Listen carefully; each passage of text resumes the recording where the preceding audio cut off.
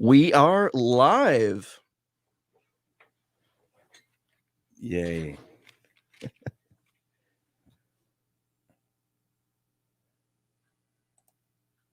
And we'll give everybody a minute here to shuffle on in. Mm-hmm. We want to thank you guys for coming on in. We are getting ready to go live on WSGW. Well, actually, we're going to go live on a live stream. We're recording Sunday's show, United Shades of Gray. So get into the conversation. We're going to talk a little bit about what's going on with these voter fraud claims and those types of issues. It's important that we engage and we know what's happening so that we can be a part of the change that we want to see. So come on in. Let's like, tag, share this conversation with those that are around us. Okay.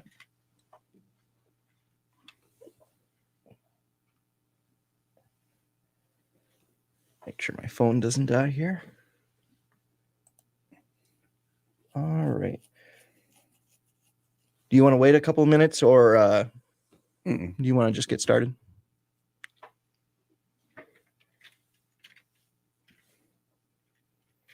All right.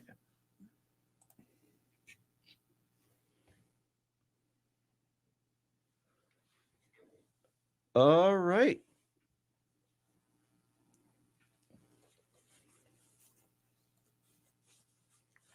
Do you hear that? This mic has a lot of feedback on it. Or a lot of static. I do hear that. I'm going to talk to Charlie about that.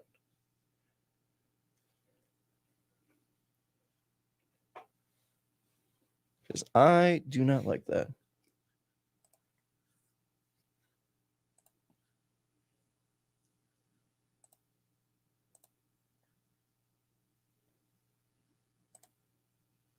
There we go.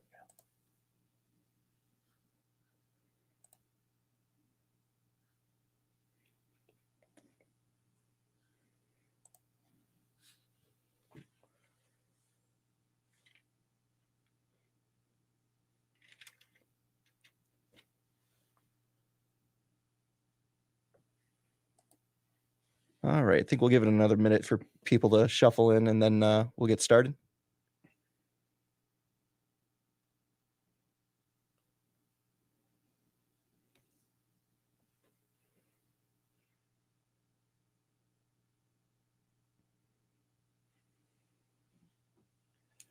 Here's a thought. What would you do with a stage show? Like if we rented out a theater. Man, that would be great. And we had we got a bunch of people to show up A and live studio audience. Oh man, that would be amazing. I would love to do something like that. I think that would be so much fun to have that live conversation, especially on these types of topics where people could come in and address their positions and we could take feedback from the audience, bring in a speaker, have them talk. It would be really cool. That we could do that. We should look into that. We could do that at the temple. That would be awesome. All right. I think we got I've seen a couple of numbers pop up there, so I think we're ready to go. I'm going to pot us down really quick and then we'll come back.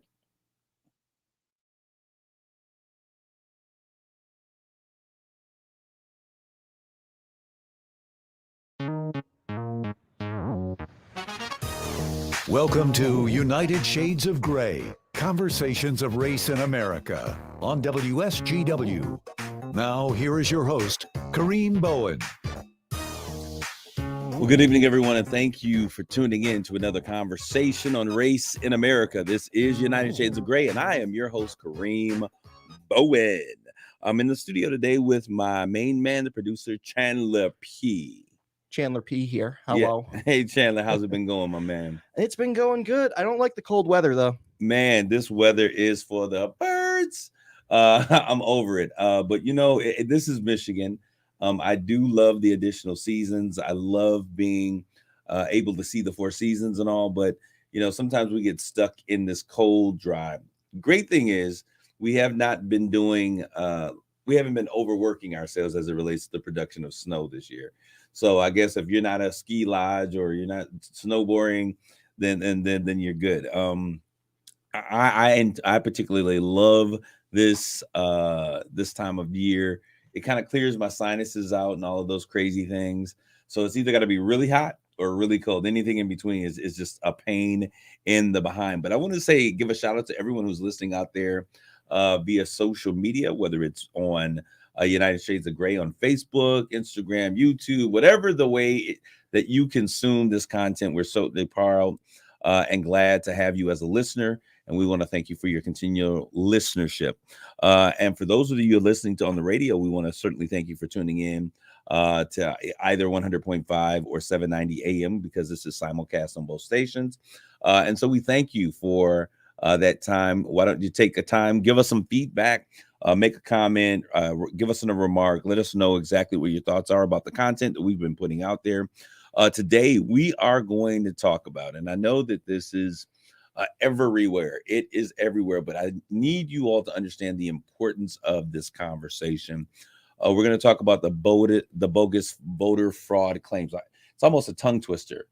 Bogus voter fraud claims. Bogus voter fraud claims. There you bogus go. Voter fraud. There you go. Flawed claims. Yep. See? Yeah, so it's the bogus voter fraud claims and the impact on our fragile democracy. And people don't realize it, because we have been United States of America, the oldest and the strongest, most powerful, most excellent democracy in the world. And we don't realize how fragile that balance of our democracy actually is. We're going to talk a little bit about that and how those things impact us. But you know what, man, it is the beginning. We are almost through an entire first month of this new year. We were talking, I thought 2020 was just a blink. It happened. We were locked up, cooped up forever. So I'm like, 2021 is going to be so much better. And 2021 comes around and it flew by before you knew it. We were, cooped up half the year still until about June. And then things loosened up and we were back at it. It seemed like the year was over. We have just completed pretty much, by the time this airs, we're in another month. We're almost in February. So it's kind of crazy how fast time moves. I was told as a kid, the older you get, the quicker it flies. But I think that everyone tends to get a sense that things are moving a lot faster than what we're used to. But I am excited. For those of you who are listening, I want to thank and have paid attention. I want to thank you for your prayers. I am fully vaccinated. And I don't know if we talked about this on one of the shows or not. I don't think we've had time. I am fully vaccinated. I have been boosted and I yet caught COVID. I still tested positive for coronavirus. A number of the guys that I work with, my guys that are around me, they all tested positive and these guys were sick. I got a friend right now who's in the hospital right now, suffering majorly from the symptoms and everything that's going on with this COVID thing. And, everyone's like, oh, Omicron, it's not as deadly, not as bad, but it's not the only variant out there. So we don't know what they have, but everyone around me had been hacking up lungs and calling in and they were sick and, feverish, all of the symptoms, and a number of them going into the hospital because their oxygen levels had fallen. And me completely boosted and vaccinated, or vaccinated and boosted. I didn't have any real major symptoms of sickness. Other than the fact that everyone around me was sick. So I was like, I probably should go get checked out. When I went in, man, I found out that, yep, they got me. Man down. This is a code red situation. They finally got your guy. But I was thankful that my symptoms, because of my status and my vaccination, and I'm a relatively young guy, not compared to the producer here who just assured me that he was almost half my age. But it was great knowing that there was a great level of protection. And so now, having been vaccinated, I think I'm considered like a superhuman and have like super vaccination status or whatever, super immunity, having all that vaccination stuff flowing through, and now I get the sickness, the disease, and have recovered. And so it's great to be back. It's great to be free of COVID. I think I just got a little bit, maybe a little mucusy, a little bit more than normal, but I am an individual who has extreme sinus issues. So I'm always mucusy. There's not very many days that I'm not. But anyway, so we're praying. My heart's in prayer. I have a great friend out there, Oscar Garcia. If you're out there, we're praying for you. He has been having a real trouble with this Omicron variant, or whatever it is that he has, whatever form of COVID he has. but on a respirator, just struggling to keep his oxygen up. Now, pneumonia, those things. So I called him. We said a prayer because I do believe in the power of prayer. So we're praying for him and all of those others, because you never know how this is going to hit you until it hits you, whether you're in great shape or not. So we don't want to take any of this stuff for granted.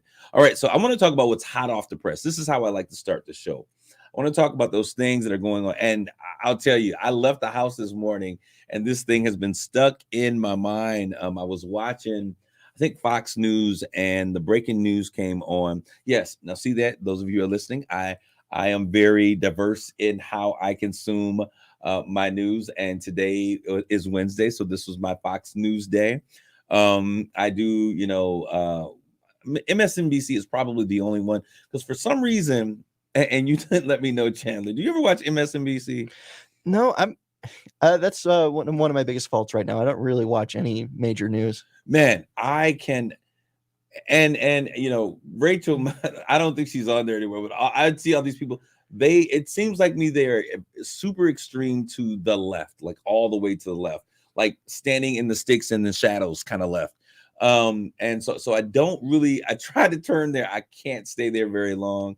I usually watch between Fox, and I will watch headline news. There's some people on there that I like, and CNN. So today was my Fox News day, and I was watching Fox News, and they announced that Supreme Court Justice Stephen Breyer is going to retire, which is really quite interesting, because he is probably the most leftist. He represents the liberals for sure enough, and he has decided that he's going to retire now. A few years ago, there was a call by many of the liberals like, hey, we need you to retire for fear of, having so many judges being able to be appointed if there was a Republican in office. We saw that take place with President Trump. I'm going to tell you, he and Mr. McConnell, they were on a judge appointing from Supreme Court justices all the way down the circuits, judges. And there's a reason why. And when we begin to have the conversation that we'll have today, we'll begin to understand why it is so important to, if you have the opportunity, the system says, hey, you can appoint judges, to appoint those judges, even those that are open. If they're open and you leave them open, then that's your responsibility and your fault. But when you look at how our system is set up, and so many things head back to courts and lower appellate courts and all of these other levels of courts on their way up to the rank of Supreme Court, it's important to have judges in there who have the same types of opinion and values that you have. And so Supreme Court, Stephen Breyer has decided to step down because he doesn't want to take the risk of, and so that means that he's going to step down at the end of the session. Supreme Court sessions usually end like the end of June. So we should be looking at him stepping down in the end of June, which means that President Biden will have an opportunity that his predecessor, when I say predecessor, I'm talking Democratic predecessor, President Obama was not afforded. It is not this is a midterm election, but this is not going into a presidential election. So there should not be any issues. We'll see what happens, because that game even changes as we move along. So I want you guys to really pay attention to what's happening. That is really, really, really big news, because usually these guys die with power clamped in hands. And, that's the only way we get, have a changing of the guard in the area. So I think it's important for these individuals to recognize. I think he recognizes where we are and a need to make sure that his seat remains liberal, so that there is a balanced approach to our justice system. And I think, I love the idea. I love the fact that he's thinking nation over himself. And I think that's where many of us need to get to. Okay, so I want to talk. We were talking about this COVID thing, the surge of Omicron. The thing that is in my mind, first of all, before we go there, did you see the game that took place on Sunday night with, oh my gosh, Mahomes? I'm not Mahomes. Oh my gosh, amazing game. I think this past weekend, the Los Angeles, what is it? The Chargers now. I kind of took a COVID break from football. It's crazy. I'm like, teams have moved. What is going on? I watched the games on this weekend, these playoff games, and these were some of the most phenomenal games I do believe I am a lover of defense. I was always taught that defense wins games, but not in this case, because the games that we saw play were I think in the third quarter, they were like 8-12 to 16 or 18 3-point game. And we end up having, a minute, 38 seconds, like an additional 4 touchdowns, touchdowns within 30 seconds of a game. It was just absolutely just mind boggling. And it doesn't even matter. You don't even have to know football to watch this game and see it executed in the way that these guys are doing. It was absolutely a shootout at the OK Corral. I loved every minute of it. And I love this kind of energy going into the Super Bowl. Now, with that being said, I must admit, I am very okay, if there was any event that we were going to have, the two things that would scare the bejeebus out of me would be a World Series. Well, I would say 3 World Series, the NBA Finals, and the Super Bowl game. And the Super Bowl game has probably 3 times the number of people that are involved in this game and the production of this game and the halftime. And, you could have, 500 people at halftime on the field and on the stage. What are we going to do with this crazy surge, that's happening with this Omicron thing? I think gathering this many people, and I miss my football. I get it. We miss football. But in the current situation that we are, I think we're all kind of hoping with fingers crossed that this thing is not going to be that bad. Hopefully people are coming. They're passing out N95 masks, which no one's going to wear because there's no way that you're going to sit there in your favorite game with your favorite team with these tickets that you have purchased and put on something that is going to stop you from enjoying the moment. It is not going to happen. Because you're going to have your brat in one hand, your beer in the other hand, popcorn or pretzels or whatever it is, and there's not going to be any mask wearing. Soon as the touchdowns start coming in, the great interceptions, the plays, it is going to be a hot COVID mess. I pray that it does not, but it scares me. And that's one of the things that I'm thinking about, what happens after these events. And really what we need as a nation is for everybody to just take a 20-second timeout on some things. Let's take a pause. Let's reset. And let's get back to it. But there's a lot going on. I don't know if you've paid attention to what's happening with schools. Schools are taking pauses. Companies are taking pauses. But we're not pausing at the right time. So we could all just take a pause. I'm not an advocate for shutting down the government because honestly, Chandler, where are you mentally and emotionally? Are you fatigued with this whole COVID business? Because I'll tell you right now, I am over it. Yeah, it's been pretty stressful. It's been insanely stressful over the past few years. I remember when I first started, I was reporting on it when I was working at a radio station in the Thumb, and it was just mind-boggling then. The idea that something could come in, with our advanced, medical technology and all the things, and we would have to shut down the nation was just kind of like hard to understand. But I'll tell you, when I saw the NBA cancel the NBA, that is a huge financial production. And to see that happen, I said, wow, this is really, it kind of takes your breath away. But I'm going to tell you, I have done probably more mitigation than the average individual. Part of that being because I do have, my mom is immunocompromised. My brother has compromised, some issues that premortal conditions that cause him to be at higher risk. And so, because I love them and because I don't want to be, this outcast during holidays, I have to isolate myself. But I am so tired of being isolated. I'm so tired of not being able to hug people. I'm a communicator. I want to get back to handshakes. As a matter of fact, I've gotten back to handshakes. So whatever you are, I'm sorry. I'm guilty.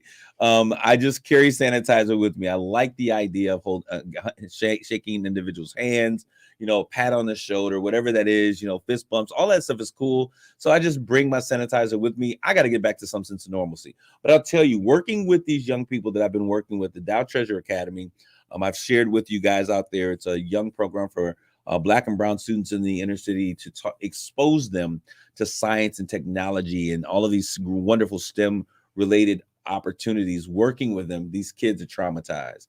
And I'm not telling what I feel or what I think. I'm telling what they're saying. They're like, can we please do away with virtual? We want to be in person.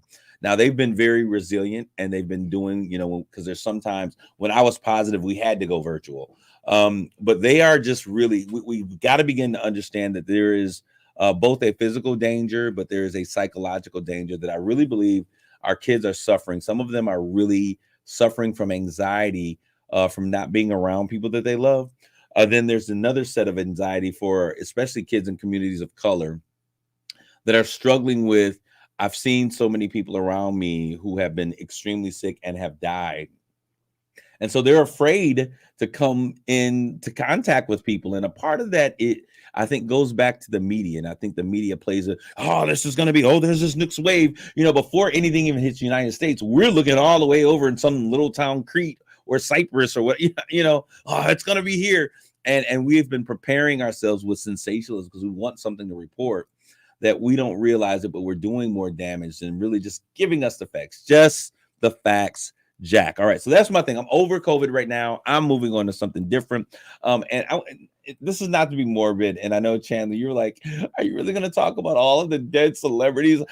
Not that I want to talk about them, but I do want to acknowledge the fact, every year comes in and we, do this thing where we remember the people that have died at the end of the year.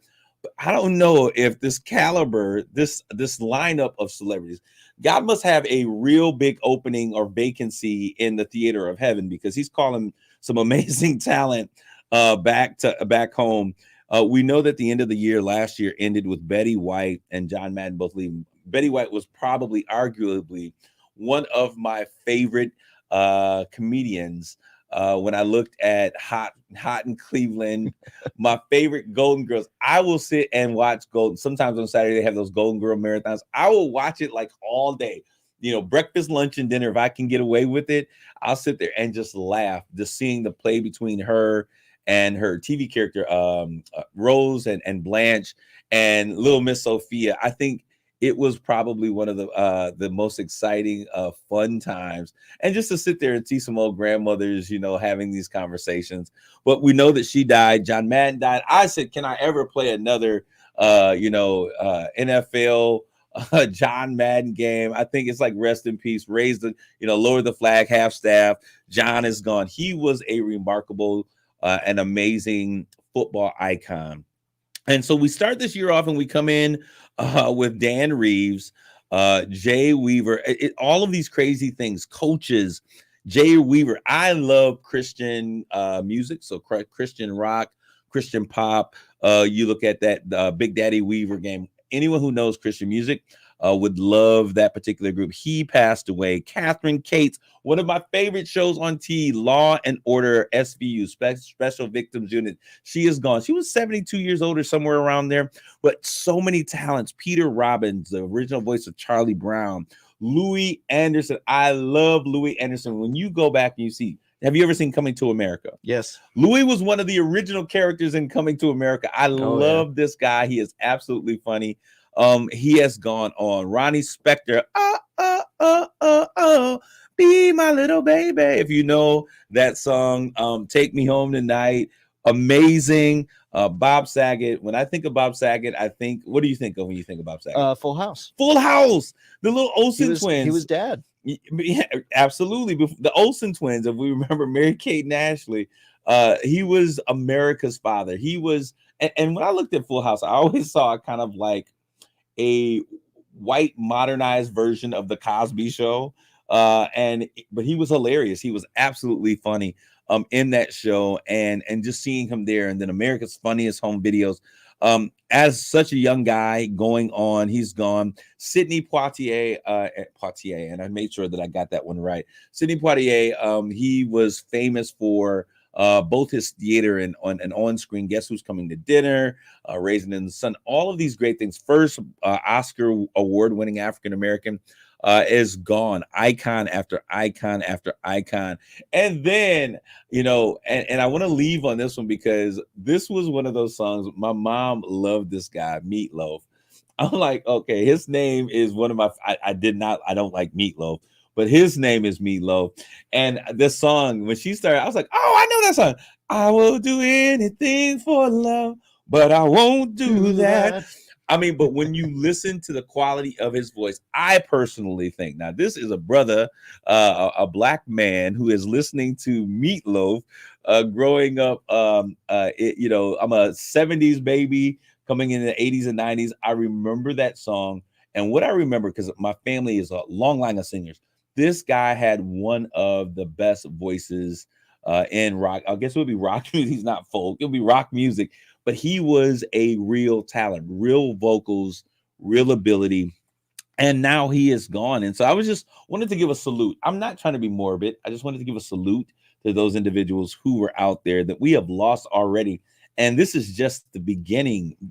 I can't take another 2020 again. So hopefully this is just kind of the beginning. We're going to start off big and then kind of ease our way through 2022. All right. Administration down. Have you ever seen the movies White House Down? What are some of the other movies that they've done? Olympus Down. Olympus Has Fallen. Olympus Has Fallen. All right. So that's kind of what I feel is going on with this current administration. The President Biden and his administration and this Build Back Better agenda is stuck on its foundation, all pun intended. They cannot put two building blocks together to create a wall. And this is so sad. Normally, we understand the way things have been over the past years in terms of the divisiveness between, the Republicans and the Democrats. But now we got the Democrats you can't even take your dog for a walk without them peeing on your leg. This is a bad situation. And so, it's going to be interesting to see what happens. Senator Manchin from West Virginia, who a friend of mine lives in West Virginia. And I'm like, what's going on with your guy Manchin out there? And they're like, oh, we're out here doing stuff. I'm like, obviously not enough. But he is a guy that I've always thought to be not necessarily middle of the road, but a man who's been fair. And he's kind of said, we've got to be fiscally responsible. I've been saying that for the past 8 years. Like, we have to have some fiscal responsibility or inflation is going to kick us in the butt. What are we dealing with now, Chandler? Inflation kicking us in the butt. Inflation kicking us in the butt. I went and got an organic carton of eggs. Now, I would never do this, but someone wanted organic eggs for this particular dish that they were doing. $7.32 for a dozen of eggs. I don't think that we can take this. The feds are meeting. Their meeting is first meeting coming up for the year. I don't think that there's going to be an interest hike right away. But I do recognize that probably at the end of this quarter, when they meet again, we're going to be from those 0% interest rates. We're going to go up and away. I think that this is only the beginning of inflation. I think that this is something that over the next 2 or 3 years, we're going to see horrible things happening. We've seen the stock market with more red lines than we have seen since 2007, right before the housing crisis of 2008. I want to say to my American brothers and sisters, we are all in this together. So you guys got to hold on, grab your seatbelts, and get ready for this ride. I want you to stick and stay and don't go away. We'll be back with more United Shades of Gray.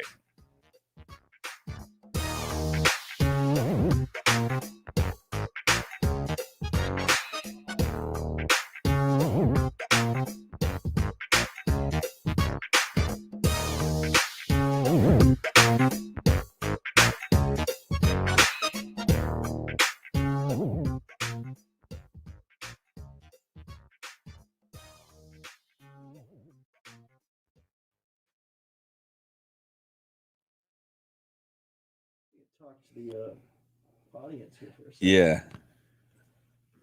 Before we come back.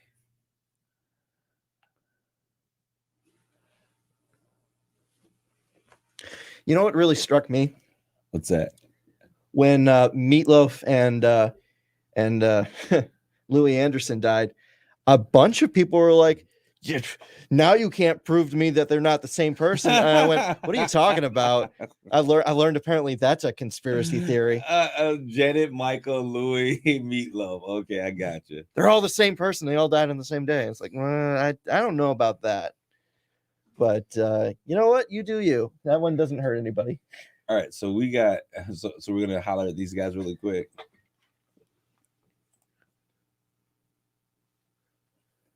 What do we got here?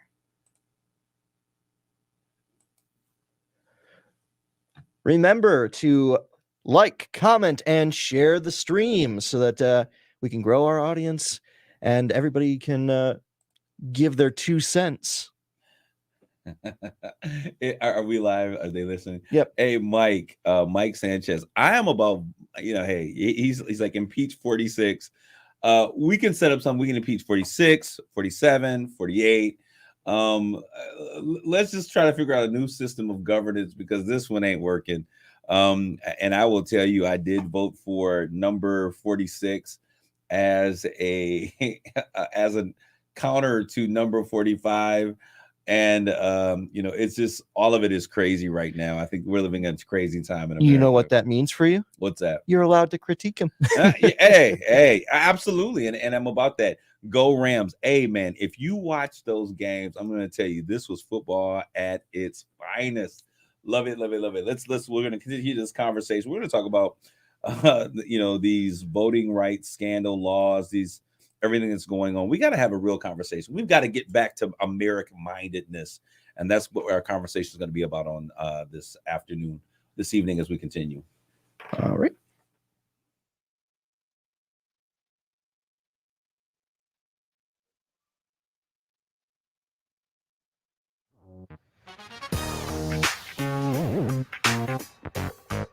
You're listening to United Shades of Gray on WSGW. Hey, this is Kareem. We're back from commercial break. Thank you for listening and tuning in to United Shades of Gray, conversations of race in America. Before we get to our main conversation on this evening, I want to give, my heart goes out to that family in New York City, those two police officers who were basically ambushed. And this is going to be a whole nother conversation that we'll have to have at another time, because I certainly want to give an appropriate amount of time to have this discussion. Officers Wilbert Mora and Jason Rivera, 27 and 22 respectively, young guys, yet in their 20s, were basically ambushed and killed. And, senseless acts of violence. This is one against police officers. There have been several that has been escalating. And I'm not just saying this, and I think that this is not red states, blue states. Come on, we are the United States of America. And when we look at this, whether the law enforcement, is the need or whatever, we have become more violent as a nation. Our nation is expressing its anger in ways that have been detrimental to the health of a nation. And I hope that we can begin to have some compassion. My family, I come from a long list of paramilitary, police officers, military individuals. And one of the things that we always wanted was just for them to come back home safely. I've done PSAs for individuals saying, hey, let's get home safely, because the idea is everyone wants to get home safely. And so our hearts and prayers go out to the families of these two, Wilbert Mora and Jason Rivera, who were killed in the line of duty. They are actually national heroes. And I think this brings about another conversation with all of the protests. And there was Black Lives Matter, Blue Lives Matter, and all of these different lives matter, which I feel some kind of way about those language and that lingo. But I've always leaned in for our men and women in blue. I think that there needs to be some reorganizations of systems and some ways in which we need to identify a better candidate, and then also have some consideration for where we have candidates policing and working and protecting and serving, let's say it that way, and being able to understand the communities in which they operate in. And so I think that's a whole conversation, but I've always supported our men and women who continually put themselves in the line of duty. And I just want to remember them, their legacy, their families. Our hearts and prayers go out to you all. All right, so now we're going to turn the corner and we're going to get into our conversation, which is really about these bogus voter fraud claims. And I want to talk about what the real issue is and how this impacts our government and our democracy. People don't realize that democracy it's almost is the word itself. It's a word, and that word has a great deal of understanding. There's meanings and beliefs, but really it is a group of principles and ideals. How would you describe what a democracy is, Chandler? You're a young man.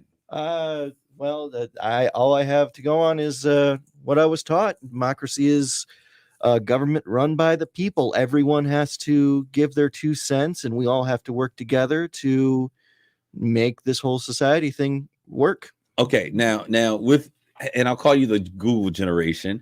You guys Google everything, but the fact of the matter is, when I was taught, and that's exactly what you're saying, but what I've always taught, but what I also learned was that it is a set of principles and ideals.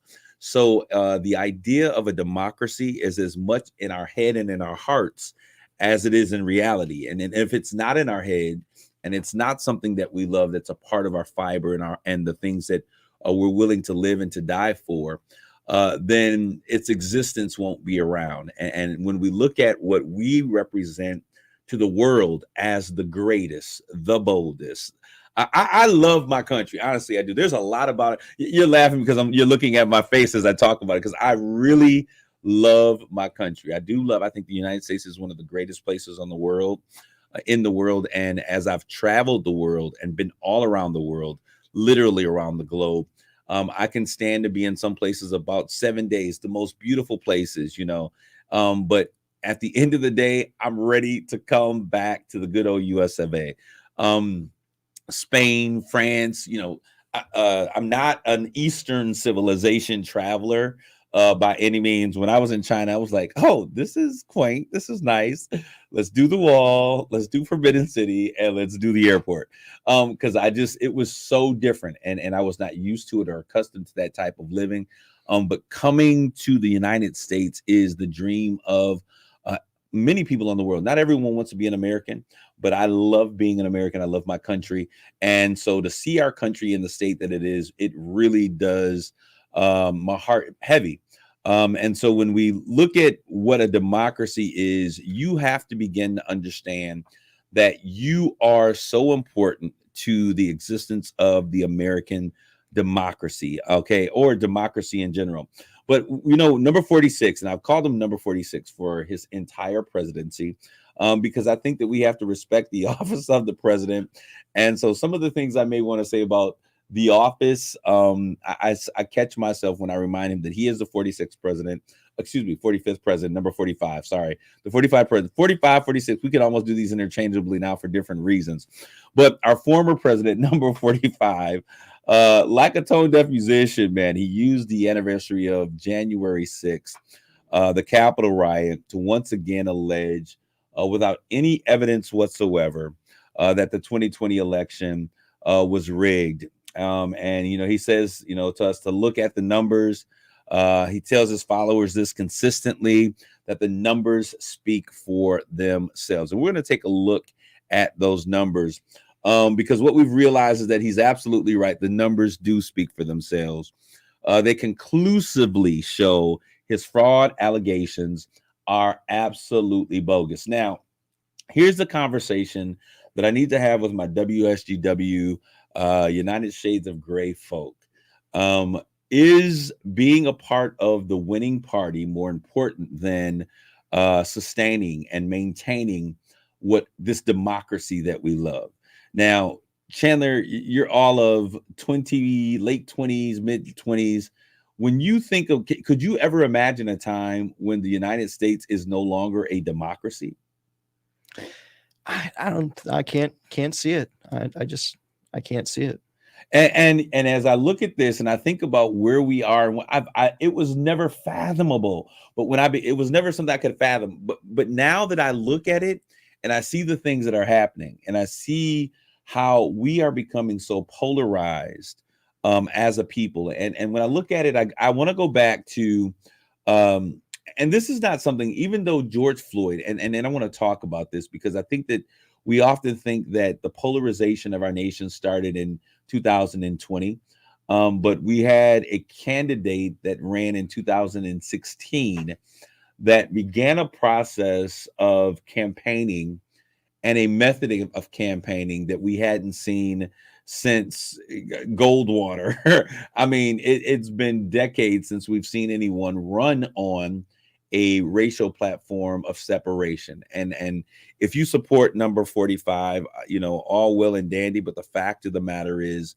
I've never seen in my adult years, and especially as a voting an adult, anything that has been so polarized. Now, what happened was in that year, I think that there has been something that I often refer to as the browning of America.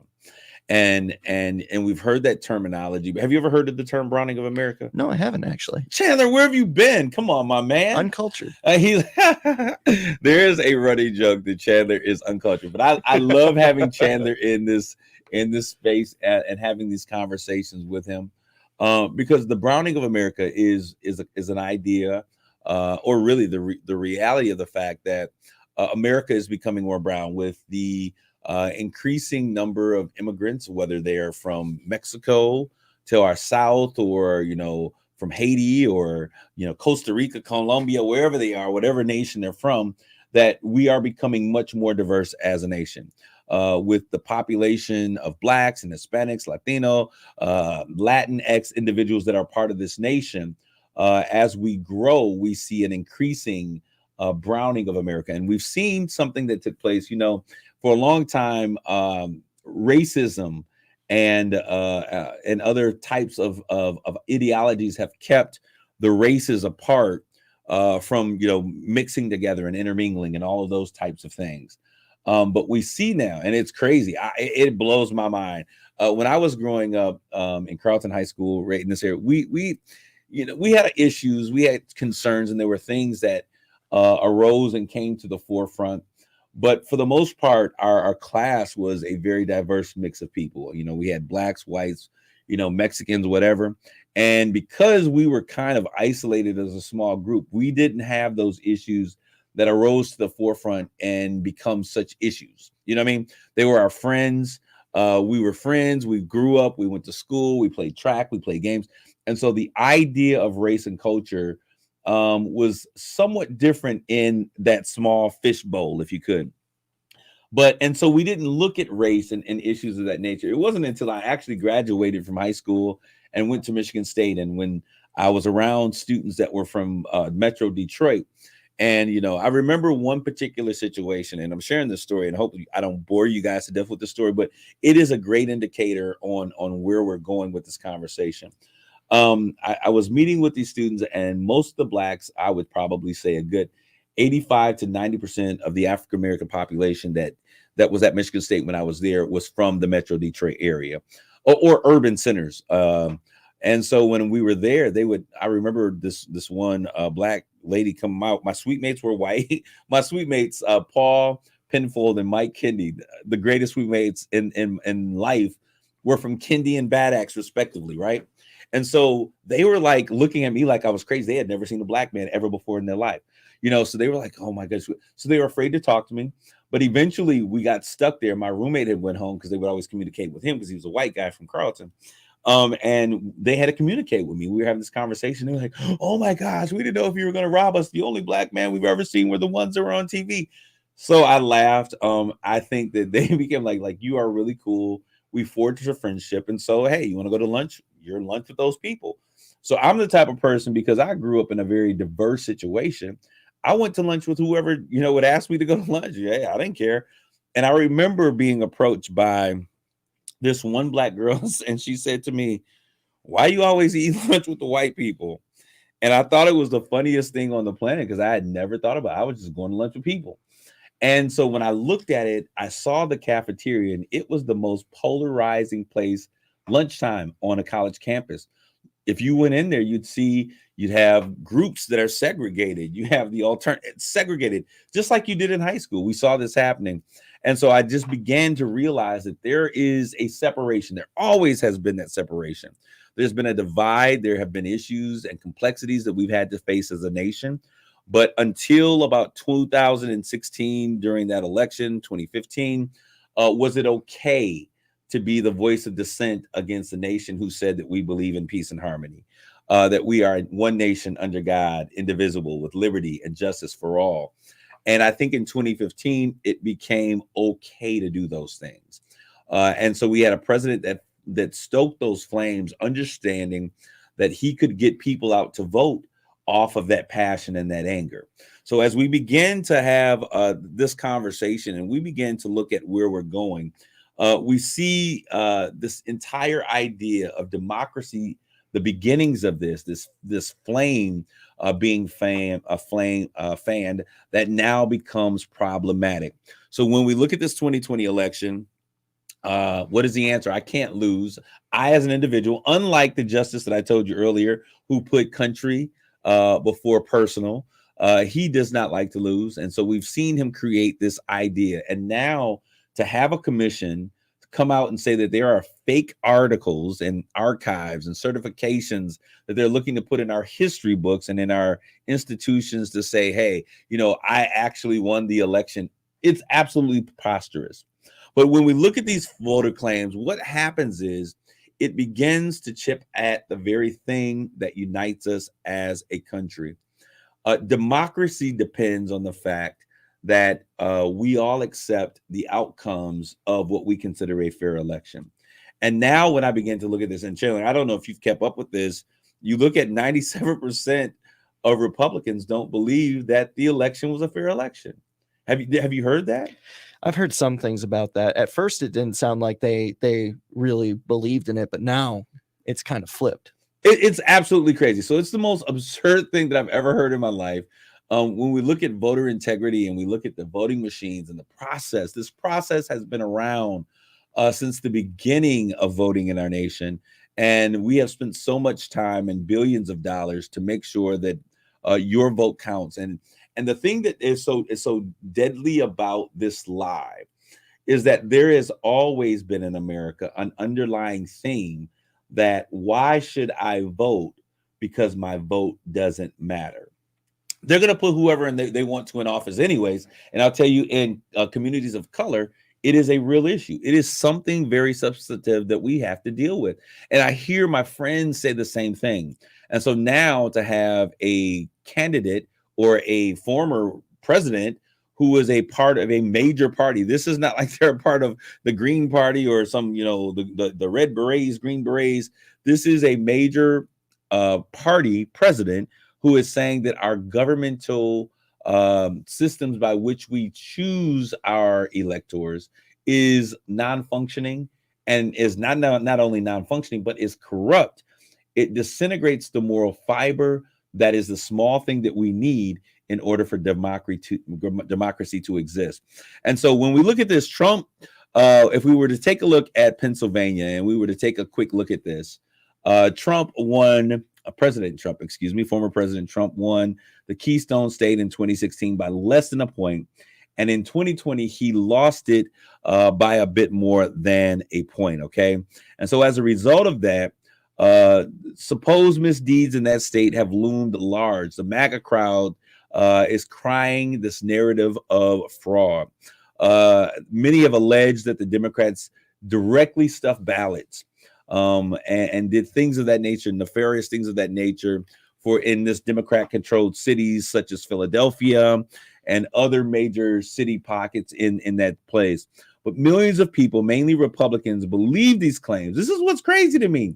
We are suddenly believing and buying into the lie. And I'll tell you, because when you lie from an office that people have faith in, it carries a lot more weight.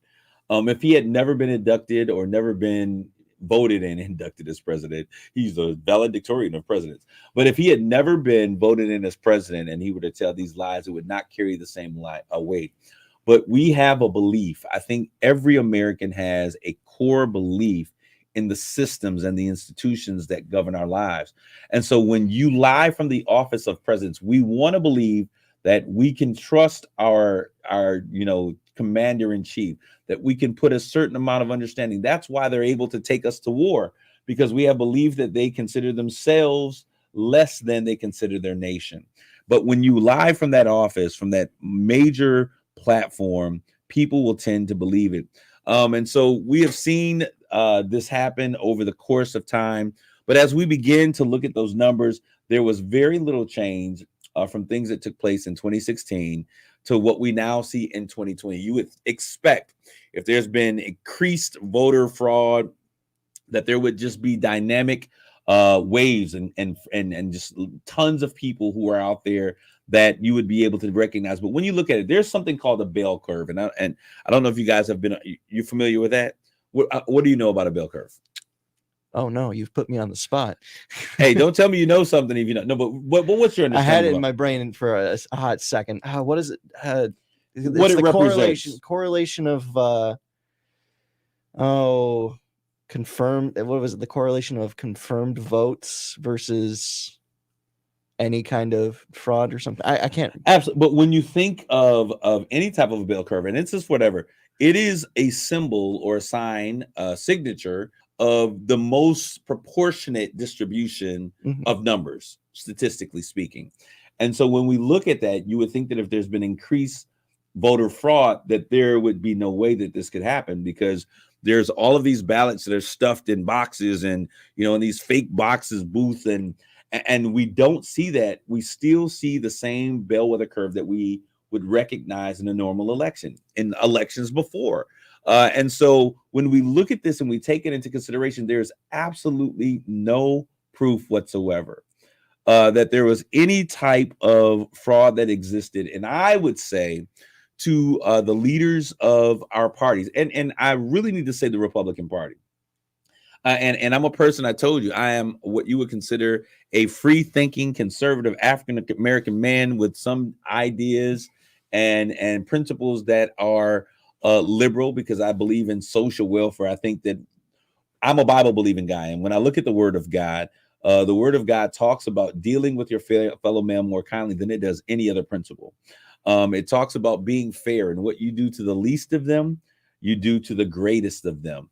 And so I believe social justice is a continual theme throughout the Bible. And my brothers and sisters who are conservatives, my white evangelical friends, I did not see them arise to the occasion for those things. But we stand in proxy with something that we know to be lying. Now, I'll tell you this, as a believer and as a person who believes in faith, and I think that when you are a conservative, you can be an atheist and a conservative at the same time. But to me, usually conservatives have a strong sense of faith in God or a higher power. And that faith means, when I look at who God is and what he loves and what he doesn't love, one of the things that he hates is a liar. And so I don't understand how we as men and women who are conservative in nature could stand next to a lie that we know is not true.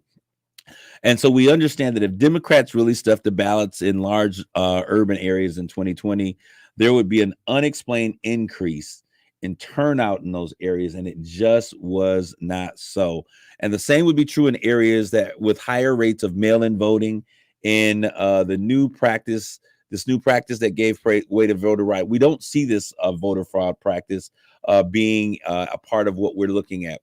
Now, I want to talk to you about what actually happened. We got a couple of minutes left here before we complete this.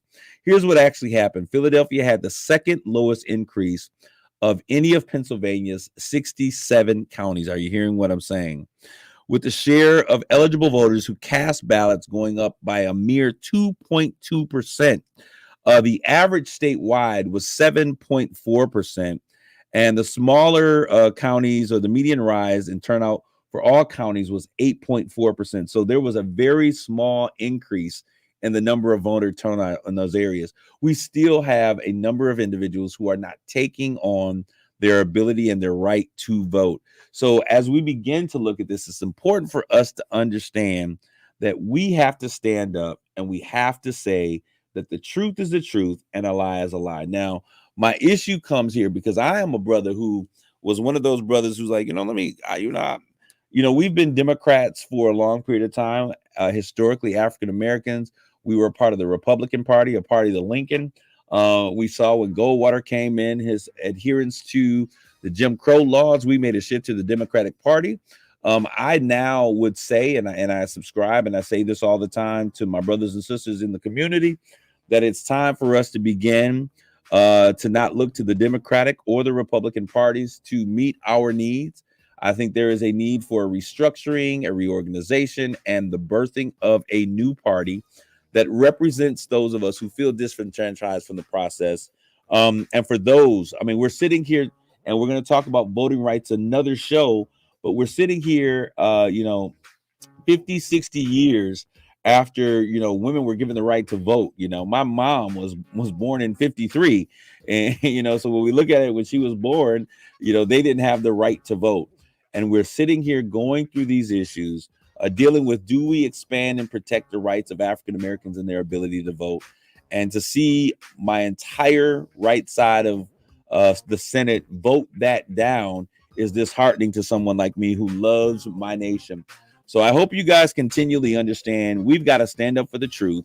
We've got to call the truth and the lie a lie. And it's time out for these bogus claims of voter fraud, because they deteriorate the very structure and the democracy that we all have come to love. I hope you guys stay clear of all of the foolishness. Love yourselves, protect yourself and one another. Grace and peace.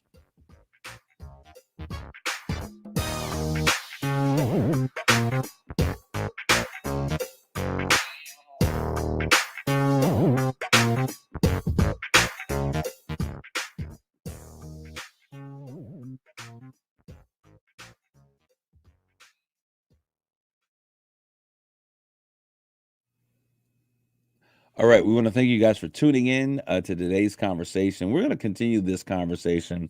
I'm working on getting some individuals like Stacey Abrams, the standout in Atlanta, Georgia, in to talk about the importance of voters and the problem of voter suppression. I want to thank you guys for tuning in today. Those of you who listen to this conversation, it's time for us to stand up. We've got to get over this red states, blue states. We are the United States of America. And my desire is that we really do, as I say in the show tag, that we're no longer red states or blue states, but we are the United Shades of Gray, which means that our color, whether we're black or white, Puerto Rican or Asian, no longer matters, but it's all about the stars and the stripes. I thank you guys for tuning in. God bless you all.